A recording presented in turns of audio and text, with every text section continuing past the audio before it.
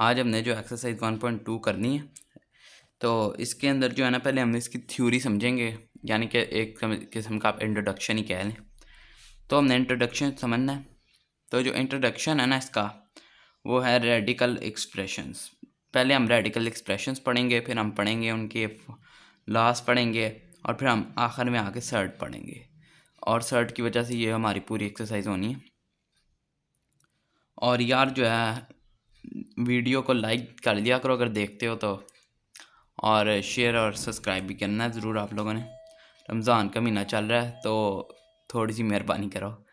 तो रेडिकल क्या होता है? रेडिकल हम कहते हैं ये स्क्वायर रूट को, इस चीज़ को ये चीज़ रेडिकल कहलाती है। और ये जो होती है ना, 1/2 के इक्वल होती है। और इसके अंदर ए भी आ सकते हैं, यानी कि ए कोई भी रकम कह लो। और एन यानी कि जब एन आ जाएगा ना, यानी कि कोई भी यानी कि रकम आ जाएगी इसके पीछे, यूँ करके जैसे 7 कर लो तो 1/7 हो जाएगा। वैसे ये अकेला जो होता है इसका इक्वल होता है 1/2 के। और ये जो साइन है ना स्क्वायर रूट का, ये कहलाता है, क्या हम लेते हैं, हमारा रेडिकल। तो ये रेडिकल एक्सप्रेशन है।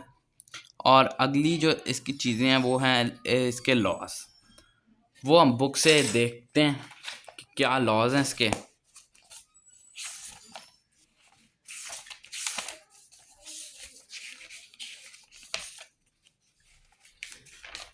तो ये हमारे जी हैं लॉज, क्या नाम लेते हैं, laws of radical, laws of indices. ये छोटी छोटी चीज़ें हैं। इसके अंदर वो कहता है कि अगर दो चीज़ें स्क्वायर रूट के अंदर मल्टीप्लाई हो रही हों तो आपने उनको अलग अलग लिख सकते हैं। और फिर अगर यहाँ पे कह रहा है कि अगर दो चीज़ें बटे के अंदर हैं तो आप उनको अलग अलग स्क्वायर रूट दे सकते हैं। यानी कि जिस तरह एक ही स्क्वायर रूट है ना पूरी रकम के ऊपर, तो आप ए को भी अलग स्क्वायर रूट दे दें, बी को भी अलग स्क्वायर रूट दे सकते हैं। उसका तो ये कहता है इस वाली रकम के अंदर कि अगर जिस तरह हमारे पास स्क्वायर रूट है और उसके बाद एन है और अंदर एम है, तो हम क्या कर सकते हैं, हम जो है एम को बाहर भी ला सकते हैं और एन को उसके इक्वल ला सकते हैं 1/2 के, 1/n के। उसके बाद चौथा लॉ है उसके अंदर, ये हमें कहता है कि अगर क्या नामते हैं स्क्वायर रूट के बाहर एक पूरी चीज़ है तो हम उसको 1/2 की शक्ल में ला सकते हैं और एन उसकी पावर रहेगी। फिर एन से काट जाएगा और ए की इक्वल आ जाएगा। ये आइडेंटिटी की तरह का है, जिस तरह हमने आइडेंटिटी नहीं पढ़ी थी उसी तरह का। फिर ये कुछ लॉज ऑफ इंडिसेस हैं। इसके अंदर वो कहता है कि अगर दो चीज़ें मल्टीप्लाई हो रही हैं तो आप उनको प्लस की शक्ल में लिख सकते हैं। और फिर अगर दो चीज़ें क्या हम लेती हैं, जिस तरह एक पावर के बाद पूरा होल पावर बनी हुई है उसकी, तो आप उन दोनों को जो है एक साथ लिख सकते हैं।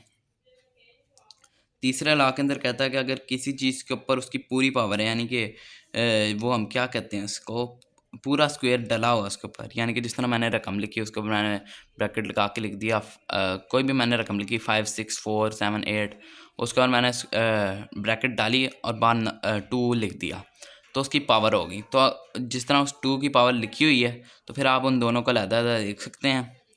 और चौथा लॉ ये कहता है कि अगर चौथा लॉ भी यही वाला है तकरीबन। वो कहता है कि अगर दो चीज़ें बटे के अंदर हैं तो उनके ऊपर पूरा मुकम्मल जो है स्क्वायर बना हुआ है, तो आप उन दोनों को अलग अलग स्क्वायर दे सकते हैं। उसके बाद वो ये कहता है कि अगर दो चीज़ें बटे के अंदर हैं और उन दोनों के पास पावर हैं तो उन पावरों को आप माइनस के अंदर लिख सकते हैं। और फिर अगर किसी चीज़ की, फिर वो कहता है कि हम लेते हैं कि अगर कोई चीज़ 0 के इक्वल है तो वो 1 के इक्वल होगी। यानी कि जिस तरह मैं लिखता हूँ ना, मैं आपको एग्जांपल देता हूँ एक। जिस तरह मैं लिखता हूँ 5 और 5 के ऊपर पावर होती है 0, 5 के ऊपर मैं पावर 0 दे देता हूँ तो वो इक्वल होगी 1 के। ठीक है, वो 0 के इक्वल नहीं हो जाएगी, वो 1 के इक्वल होगी। तो ये इसके कुछ रूल्स थे। आगे हमने सर्ट पढ़ना है। सर्ट वो कहता है कि ना an irrational radical with rational radicand is called surd. तो इसकी डेफिनेशन आप याद कर लें। ये डेफिनेशन आम तौर पे कहीं आनी होनी तो है नहीं, तो वैसे वैसे से रट्टा मार लें।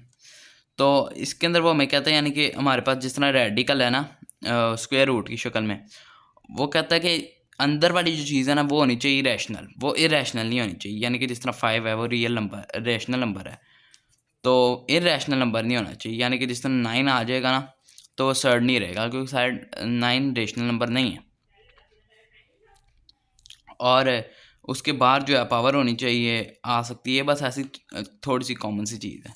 इसके बाद जो है हम इसकी टाइप्स पे आते हैं। सर्ट की टाइप्स इसकी तीन टाइप्स हैं। मोनो का मतलब होता है, मोनो का मतलब सर्ट ही है, यानी कि rational radicand with a rational with N irrational radical with rational radicand, यानी कि 5 स्क्वायर रूट 5 स्क्वायर रूट 7 यूँ करके, ये यानी कि एक चीज़ जो है ना मोनो कहलाती है। मोनो का लफ्ज़ ही एक से निकला है, यानी कि वन।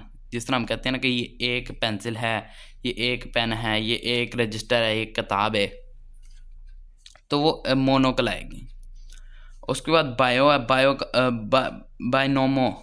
बायनोमिनल सर्ट्स। बायनोमिनल के अंदर दो चीज़ें होती हैं, और उसके अंदर फिर आखिर में हमारे पास आती है क्या नाम लेते हैं, कॉन्जुगेट सर्ट्स। कॉन्जुगेट सर्ट्स ये होते हैं कि अगर जिस तरह कोई रकम बायनोमिनल सर्ट है ना और वो प्लस के अंदर है, तो हम उसको माइनस के अंदर भी लिख सकते हैं। बस ये है इसका। और आगे इसके सवाल आ गए हैं, तो वो जो है हम करेंगे, क्या नाम लेते हैं, अगली वीडियो के अंदर इंशाल्लाह। अभी इंट्रोडक्शन ही समझते हैं हम। तो सवाल मैंने लिख लिए हैं, कुछ लिखने वाले हैं, तो मैं इंशाल्लाह आपको करके दिखाऊंगा। अल्लाह।